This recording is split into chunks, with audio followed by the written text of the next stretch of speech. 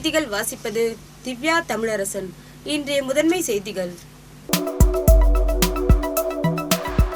புதுச்சேரி ராஜீவ்காந்தி கால்நடை மருத்துவ கல்வி மற்றும் ஆராய்ச்சி நிறுவனத்தின் 25வது பட்டமளிப்பு விழா இன்று கம்பன் கலையரங்கில் நடைபெற்றது. இவ்விழாவில் மாண்புமிகு முதலமைச்சர் திரு ந. ரங்கசாமி அவர்கள் கலந்து கொண்டு 72 மாணவ மாணவியர்களுக்கு பட்டங்களையும், தேர்வின் முடிவில் முதலிடம் பிடித்த மாணவ மாணவியருக்கு பதக்கங்களையும் வழங்கி சிறப்புரையாற்றினார்.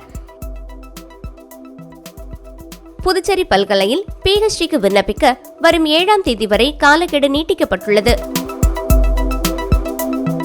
புதுவை அரசு துறைகளில் பணிபுரியும் குரூப் A, B பிரிவு அதிகாரிகள் மீதான புகார்கள் தொடர்பாக சம்பந்தப்பட்ட துறை அதிகாரிகள் அறிக்கை அனுப்ப வேண்டும் என அரசு சார்பு செயலர் கண்ணன் சுற்றறிக்கை அனுப்பியுள்ளார்.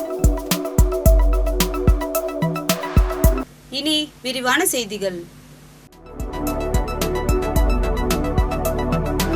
புதுச்சேரி ராஜீவ்காந்தி கால்நடை மருத்துவ கல்வி மற்றும் ஆராய்ச்சி நிறுவனத்தின் 25வது பட்டமளிப்பு விழா இன்று கம்பன் கலையரங்கில் நடைபெற்றது.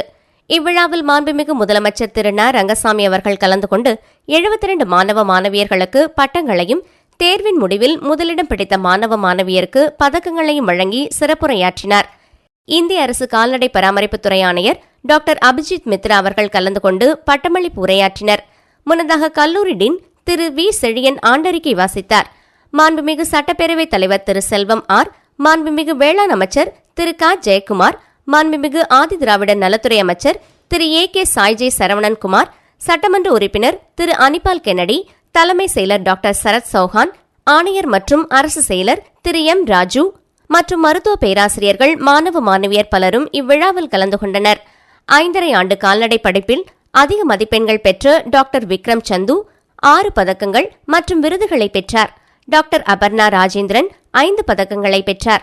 இக்கல்லூரியில் புதுச்சேரி மட்டுமல்லாமல் கேரளா, மகாராஷ்டிரா, பீகார், உத்தரப்பிரதேசம், ஹரியானா, நாகாலாந்து, ராஜஸ்தான் போன்ற பல்வேறு பகுதிகளைச் சேர்ந்தவர்களும் பயின்று வருகின்றனர் என்பது குறிப்பிடத்தக்கது.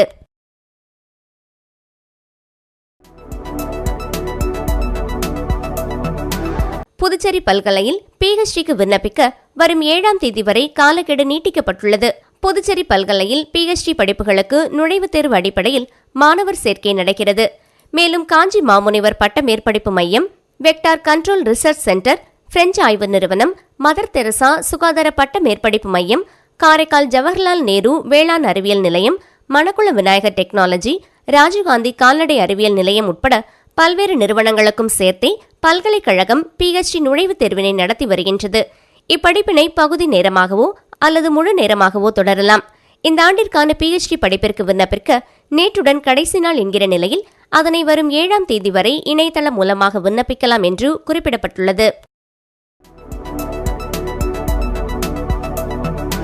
புதுவை அரசு துறைகளில் பணிபுரியும் குரூப் A, B பிரிவு அதிகாரிகள் மீதான புகார்கள் தொடர்பாக சம்பந்தப்பட்ட துறை அதிகாரிகள் அறிக்கை அனுப்ப வேண்டும் என அரசு சார்பு செயலர் கண்ணன் சுற்றறிக்கை அனுப்பியுள்ளார். புதுச்சேரியில் குரூப் A, B அதிகாரிகள் மீதான புகார்கள் தொடர்பான விசாரணை நடைபெற்று வருகிறது.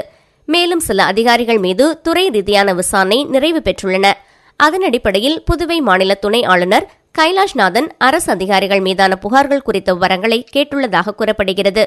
புதுவை அரசு சார்பு செயலர் கண்ணன் அரசு துறைகளுக்கு அனுப்பியுள்ள சுற்றறிக்கையில், புதுவை அரசு துறைகளில் பணிபுரியும் குரூப் A, B பிரிவு அதிகாரிகள் மீதான ஒழுங்கு நடவடிக்கைகள் தொடர்பான வழக்குகளின் விவாதத்தை ஆளுநருக்கு விரிவாக தெரிவிக்க தகவல்கள் தேவைப்படுகிறது. விவரங்களை வரும் 31ஆம் தேதிக்குள் மின்னஞ்சலுக்கு அனுப்ப வேண்டும். அதில் அதிகாரியின் பெயர், அவர் மீதான குற்றச்சாட்டு, பணியிடை நீக்கம் இருந்தால் அதன் விவரம், அது குறித்த தற்போதைய நிலை உள்ளிட்ட அனைத்து விவரங்களையும் குறிப்பிட வேண்டும் என்று குறிப்பிடப்பட்டுள்ளது.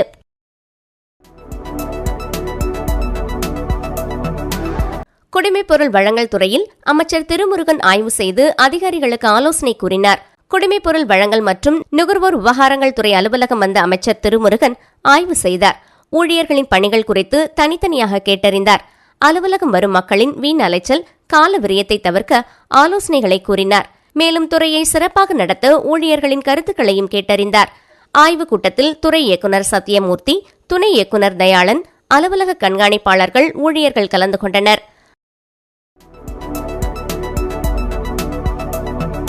புதுச்சேரியில் ஒரு சில நாட்களில் வெள்ளை அரிசி ரேஷன் கடைகள் மூலமாக வழங்கப்படும் என சபாநாயகர் செல்வம் தெரிவித்துள்ளார். அரியாங்குப்பம் வட்டார வளர்ச்சி அலுவலகம் சார்பில் மணவெளி தொகுதி பஞ்சாயத்து அளவிலான மகளிர் கூட்டமைப்பு மற்றும் மகளிர் சுய உதவிக் குழு பிரதிநிதிகளுடன் திட்ட ஆலோசனை மற்றும் கலந்தாய்வு கூட்டம் நேற்று நடந்தது. கூட்டத்தில் சபாநாயகர் செல்வம் தலைமை தாங்கி பேசுகையில், மகளிர் சுய உதவிக் குழுவினர் பால் உற்பத்தியை பெருக்க 100 மாடுகள் வரை வளர்ப்பதற்கு அரசு ரூபாய் 1 கோடி வரை மானியம் வழங்குகிறது. இதனை பயன்படுத்தி முன்னேற வேண்டும். மகளிர் தொழில் துவங்க அனைத்து உதவிகளையும் அரசு செய்வதற்கு தயாராக உள்ளது. ஒரு சில நாட்களில் வெள்ளை அரிசி ரேஷன் கடைகள் மூலமாக வழங்கப்படும் என்றார். இந்நிகழ்ச்சியில் வட்டார வளர்ச்சி அதிகாரி கார்த்திகேசன், இணை வட்டார வளர்ச்சி அதிகாரி, அலுவலக ஊழியர்கள், சுய உதவி குழுக்களைச் சேர்ந்த 250க்கும் மேற்பட்ட பெண்கள் உள்ளிட்ட பலர் கலந்து கொண்டனர்.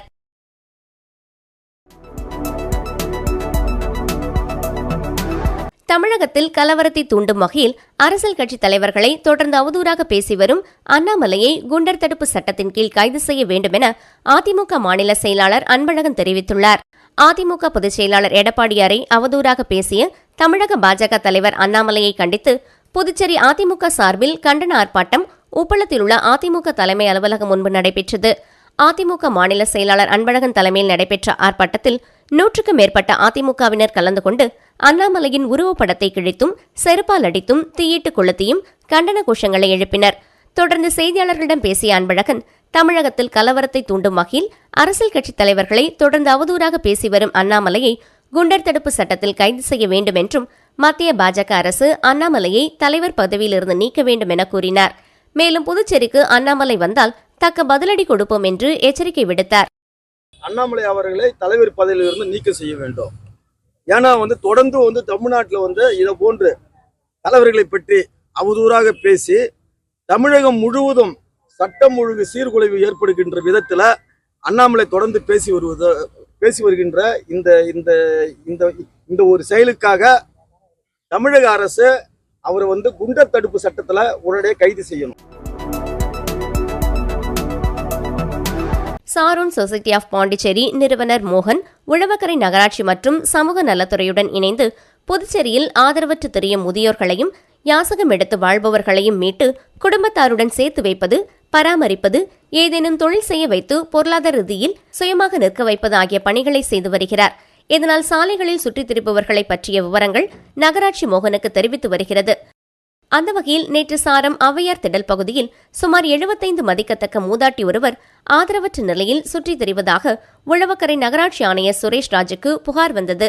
அந்த புகாரை நகராட்சி உதவி திட்ட அதிகாரி சிவகுமார் மோகனுக்கு தெரிவித்தார்.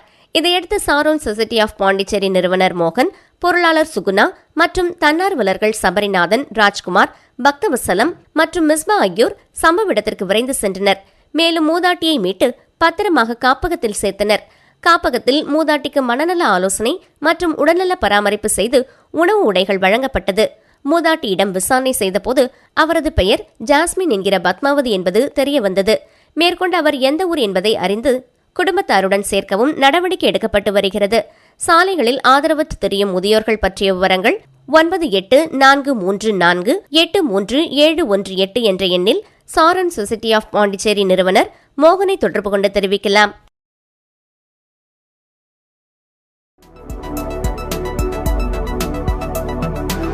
வில்லியனூர் வி. தட்டாஞ்சாவடி ஸ்ரீ அகோர வீரபத்ரர் ஆலயம், ஸ்ரீ பாலமுத்து மாரியம்மன் ஆலய திருவிழாவில் அமைச்சர் நமச்சிவாயம் பங்கேற்று சுவாமி தரிசனம் செய்தார். புதுச்சேரி மாநிலம் வில்லியனூர் வி. தட்டாஞ்சாவடி ஸ்ரீ அகோர வீரபத்ரர் ஆலயம், ஸ்ரீ பாலமுத்து மாரியம்மன் ஆலய செடல் பிரம்மோற்சவ விழாவினை முன்னிட்டு கடந்த வியாழக்கிழமை கொடியேற்றம் நடைபெற்றது. இதனைத் தொடர்ந்து சுவாமி ஒவ்வொரு நாளும் இரவு மின் அலங்காரத்துடன் திருவீதி உலா நடைபெற்று வருகிறது. அதன் ஒரு பகுதியாக நேற்று 5ஆம் நாள் உபயதாரர்கள் ஏற்பாட்டில் சுவாமி திருவீதி உலா நடைபெற்றது.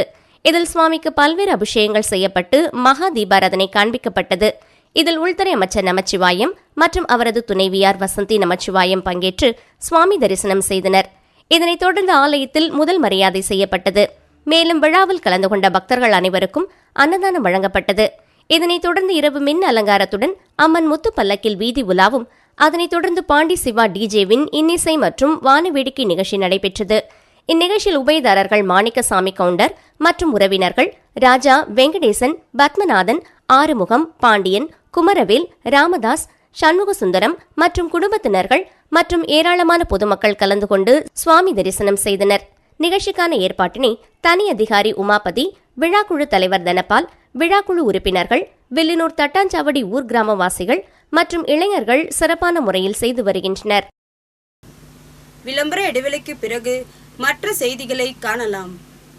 Hey, I got more gifts from Joe Salukas. Car full ஆயிடுச்சு. Happy guys.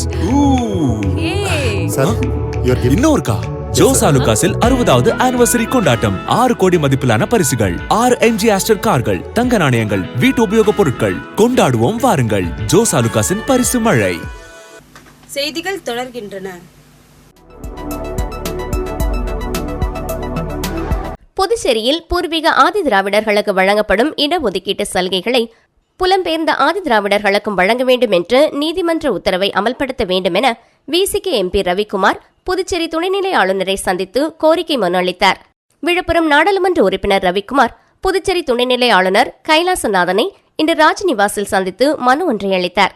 இதனையடுத்து ஆளுநர் மாளிகை வெளியே செய்தியாளர்களை சந்தித்த MP ரவிக்குமார், புதுச்சேரியில் பல ஆண்டுகளாக புலம்பெயர்ந்த ஆதி திராவிடர்கள் பூர்வீக ஆதிதிராவிடர்கள் என்று பாகுபாடு இருப்பதால் கல்வி வேலை வாய்ப்பில் இடஒதுக்கீடு இல்லாமல் புலம்பெயர்ந்த ஆதிதிராவிடர்கள் புறக்கணிக்கப்பட்டு வருகிறார்கள். எனவே பூர்வீக ஆதிதிராவிடர்களுக்கு வழங்கப்படக்கூடிய அனைத்து இடஒதுக்கீட்டு சலுகைகளையும் புலம்பெயர்ந்த ஆதிதிராவிடர்களுக்கும் வழங்க வேண்டும் என்று உச்சநீதிமன்ற தீர்ப்பு என்றும் புதுச்சேரியில் நடைமுறைப்படுத்த வேண்டும். ஜிப்மரில் அண்டை மாவட்டத்தைச் சேர்ந்த நோயாளிகளுக்கு புற்றுநோய் உள்ளிட்ட உயர்வகை நோய்களுக்கு சிகிச்சை அளிக்க மறுக்கப்படுகிறது. அதனால் துணைநிலை ஆளுநர் தனது அதிகாரத்தை பயன்படுத்தி ஜிப்மருக்கு கூடுதல் நிதி பெற வேண்டும் என வலியுறுத்தி மனு அளித்ததாகவும், மனுவை பெற்றுக்கொண்ட துணைநிலை ஆளுநர் கைலாசநாதன் உரிய நடவடிக்கை எடுப்பதாக உறுதியளித்ததாக ரவிக்குமார் MP தெரிவித்தார். காங்கிரஸ் ஆட்சி காலத்தில் ஆரம்பித்தது கடந்த 30 ஆண்டுகளாக தொடர்ந்து கொண்டிருக்கிறது. இந்த அநீதி களையப்பட வேண்டும் என்று உச்சநீதிமன்றத்திலே முறையீடு செய்யப்பட்ட போது 2014ஆம் ஆண்டில் இப்படி பாகுபாடு செய்வதற்கு யூனியன் பிரதேசத்துக்கு அதிகாரம் இல்லை, அது தொடர்பாக பிறப்பிக்கப்பட்டிருக்கிற அரசாணைகள் அனைத்தையும் ரத்து செய்கிறோம் என்று உச்சநீதிமன்றம் தீர்ப்பு வழங்கியது. ஆனால் அதற்கு பிறகு வந்த காங்கிரஸ் அரசும் சரி, என்ஆர் காங்கிரஸ் அரசும் சரி, உச்சநீதிமன்ற உத்தரவையே மதிக்காமல் தொடர்ந்தும் அதே விதமாக இந்த மக்களுக்கான இடஒதுக்கீடு செயல்படுத்துகிறார்கள். முன்பு வந்தவர்கள் அனைவருக்கும் இடஒதுக்கீடு உண்டு, அவர்கள் அனைவரும் இங்கே இருப்பவர்களோடு சமமாக கருதப்படுவார்கள் என்று அவர்களுக்கு மட்டும் அந்த இடஒதுக்கீட்டு பயனை கொடுத்து வருகிறார்கள். இது அரசமைப்பு சட்டத்துக்கு எதிரானது. அரசமைப்பு சட்டத்தினுடைய சமத்துவம் என்ற ஆர்டிக்கிளுக்கு எதிரானது. ஸ்ரீ ராதா ருக்மணி சமேத ஸ்ரீ வேணுகோபால் சுவாமி சன்னதியில் கோகுலாஷ்டமியை முன்னிட்டு நடைபெற்ற சிறப்பு பூஜையில் திரளான பக்தர்கள் கலந்து கொண்டு சுவாமி தரிசனம் செய்தனர். புதுச்சேரி அடுத்த சேதராப்பட்டு கிராமத்தில் உள்ள அருள்மிகு ஸ்ரீ ராதா ருக்மணி சமேத ஸ்ரீ வேணுகோபால் சுவாமி ஆலயத்தில் ஆவணி மாத கோகுலாஷ்டமியை முன்னிட்டு ஆலயத்தில் சிறப்பு அபிஷேகம், அலங்காரம் மற்றும் தீபாராதனை காண்பிக்கப்பட்டது. இந்நிகழ்வில் ஏராளமான பக்தர்கள் கலந்து கொண்டு சுவாமி தரிசனம் செய்தனர். அதனைத் தொடர்ந்து ஆலயத்திற்கு வருகை புரிந்த அனைவருக்கும் அன்னதானம் மற்றும் பிரசாதம் வழங்கப்பட்டது. மேலும் இந்த நிகழ்வுக்கான ஏற்பாடுகளை புருஷோத்தமன், அன்பு மற்றும் ஆலயத்தின் நிர்வாகிகள், ஊர் பொதுமக்கள் சிறப்பாக செய்திருந்தனர். உருளையன்பேட்டை தொகுதிக்குட்பட்ட சவரி ராயலு நாயக்கர் அரசு பெண்கள் உயர்நிலைப் பள்ளியில் பயிலும் மாணவிகளுக்கு விலையில்லா மிதிவண்டி மற்றும் மழை அங்கியினை தொகுதி MLA நேரு வழங்கினார். புதுச்சேரி அரசு கல்வித்துறை மூலமாக உருளையன்பேட்டை தொகுதிக்குட்பட்ட சவரி ராயலு அரசு பெண்கள் உயர்நிலைப் பள்ளியில் விலையில்லா மிதிவண்டி மற்றும் மழை அங்கி வழங்கும் நிகழ்ச்சி நடைபெற்றது. பள்ளி தலைமை ஆசிரியர் இந்திரகுமாரி தலைமையில் நடைபெற்ற விழாவில் தொகுதி MLA நேரு சிறப்பு அழைப்பாளராக கலந்து கொண்டு தலைமை தாங்கி மாணவிகளுக்கு விலையில்லா மிதிவண்டி மற்றும் மழை அங்கியினை வழங்கி வாழ்த்தினார். இந்நிகழ்ச்சியில் பள்ளி ஆசிரியர்கள், மனிதநேய மக்கள் சேவை மையத்தின் நிர்வாகிகள் உட்பட பலர் கலந்து கொண்டனர்.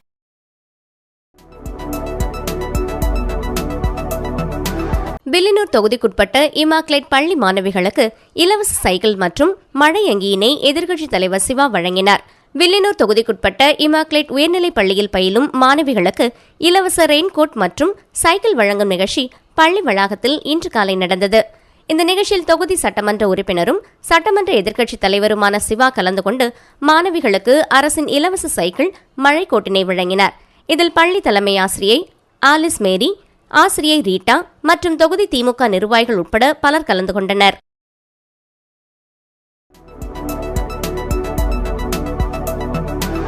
புதுச்சேரி மணவெளி தொகுதியில் மகாத்மா காந்தி தேசிய ஊரக வேலை உறுதி திட்டத்தின் கீழ் ரூபாய் 3,83,000 மதிப்பிலான பணிகளை சபாநாயகர் செல்வம் தொடங்கி வைத்தார். புதுச்சேரி அரசு வட்டார வளர்ச்சி அலுவலகம் அரியாங்குப்பம் வட்டாரம் சார்பாக மணவெளி தொகுதிக்குட்பட்டு பூரணாங்குப்பம் பகுதியில் மகாத்மா காந்தி தேசிய ஊரக வேலை உறுதி திட்டத்தின் கீழ் ரூபாய் 3,83,000 மதிப்பில் பணிகளை தொகுதி சட்டமன்ற உறுப்பினரும் சட்டப்பேரவைத் தலைவருமான செல்வம் இன்று தொடங்கி வைத்தார். அதன்படி பூரணாங்குப்பம் பகுதியில் விஜய மாநகர் நிலம் முதல் உப்பனாறு வரை உள்ள வாய்க்காலை தூர்வாரி ஆழப்படுத்துதல் மற்றும் முழியான்குளம் முதல் உப்பனாறு வரை உள்ள வாய்க்காலை தூர்வாரி ஆழப்படுத்துதல் ஆகிய பணிகளை சட்டப்பேரவைத் தலைவர் தொடங்கி வைத்தார். இந்நிகழ்ச்சியில் வட்டார வளர்ச்சி அதிகாரி கார்த்திகேசன், உதவி பொறியாளர் ராமன், இளநிலை பொறியாளர் சிவஞானம், பணி ஆய்வாளர் கணேசன் மற்றும் அப்பகுதி முக்கிய பிரமுகர்கள் உட்பட பலர் கலந்து கொண்டனர்.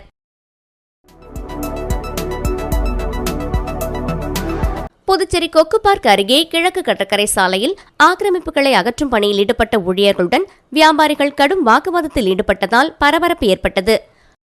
புதுச்சேரியில் சாலையோர ஆக்கிரமிப்புகளால் கடும் போக்குவரத்து நெரிசல் ஏற்படுவதாக வந்த புகாரை தொடர்ந்து நகர பகுதியில் உள்ள முக்கிய சாலைகளில் ஆக்கிரமிப்புகள் அகற்றப்பட்டன.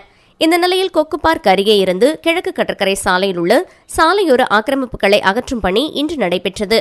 போலீசார் பாதுகாப்புடன் பொதுப்பணித்துறை உழவக்கரை நகராட்சி அதிகாரிகள் முன்னிலையில் ஆக்கிரமிப்பு அகற்றும் பணியில் ஊழியர்கள் ஈடுபட்டனர். இதற்கு அங்கிருந்த வியாபாரிகள் ஒன்று கூடி எதிர்ப்பு தெரிவித்ததுடன் ஊழியர்களுடன் கடும் வாக்குவாதத்தில் ஈடுபட்டனர். இதனால் அப்பகுதியில் பதட்டமான சூழல் நிலவியது. இருப்பினும் போலீஸ் பாதுகாப்புடன் அதிகாரிகள் ஜேசிபி இயந்திரம் மூலம் சாலையோர ஆக்கிரமிப்புகளை அகற்றினர். பங்கு சந்தையில் முதலீடு செய்தால் பணம் சம்பாதிக்கலாம் என 13,51,000 ரூபாயை மோசடி செய்த நபரை சைபர் கிரைம் போலீசார் தேடி வருகின்றனர். புதுச்சேரி நொன்னாங்குப்பம் பகுதியைச் சேர்ந்தவர் ராஜபாண்டியன். இவரை தொடர்பு கொண்ட மர்ம நபர் பங்கு சந்தையில் முதலீடு செய்து அதிக லாபம் சம்பாதிக்கலாம் என ஆசை வார்த்தை கூறினார். அதை நம்பி படிப்படியாக பணத்தை முதலீடு செய்தார்.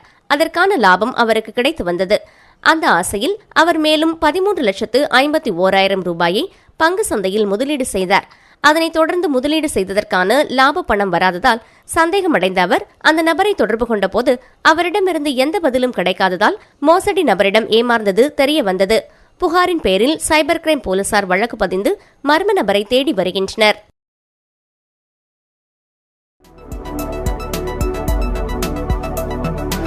இயக்குனர் நடிகர் பாக்யராஜை நிறுவனராக கொண்டு செயல்படும் அகில இந்திய சமூக நல அமைப்பின் புதுவை கிளை வெள்ளி விழா ஆண்டில் ஆசிரியர் சோகு செந்தில்குமரனுக்கு அவர் தம் ஆசிரிய பணி, கலை இலக்கியம் மற்றும் சமூக பணிகளை பாராட்டும் வகையில் டாக்டர் சர்வப்பள்ளி ராதாகிருஷ்ணன் விருதை வழங்கினர்.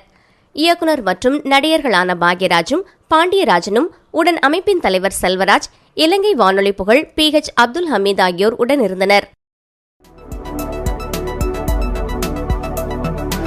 பாகூர் கொம்யூன் பஞ்சாயத்திற்குட்பட்ட கிராமங்களில் குடிநீர் வரி செலுத்தாத இணைப்புகளை துண்டித்த அதிகாரிகளுடன் பொதுமக்கள் கடும் வாக்குவாதத்தில் ஈடுபட்டனர்.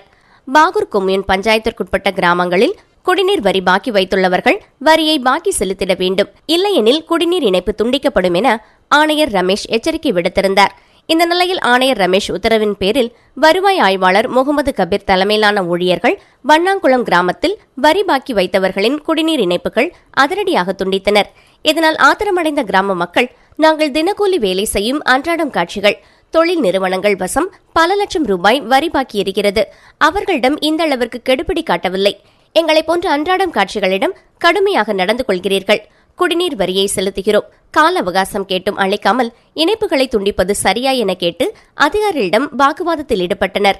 இதனால் அப்பகுதியில் பரபரப்பு ஏற்பட்டது. மீண்டும் முதன்மை செய்திகள். புதுச்சேரி ராஜீவ்காந்தி கால்நடை மருத்துவ கல்வி மற்றும் ஆராய்ச்சி நிறுவனத்தின் 25வது பட்டமளிப்பு விழா இன்று கம்பன் கலையரங்கில் நடைபெற்றது. இவ்விழாவில் மாண்புமிகு முதலமைச்சர் திரு ந. ரங்கசாமி அவர்கள் கலந்து கொண்டு 72 மாணவ மாணவியர்களுக்கு பட்டங்களையும், தேர்வின் முடிவில் முதலிடம் பிடித்த மாணவ மாணவியருக்கு பதக்கங்களையும் வழங்கி சிறப்புரையாற்றினார்.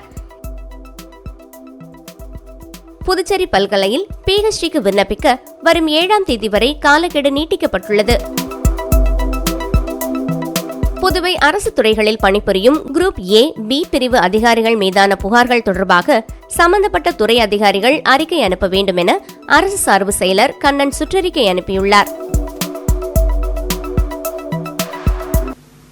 இத்துடன் இச்செய்தி அறிக்கை நிறைவு பெறுகின்றன.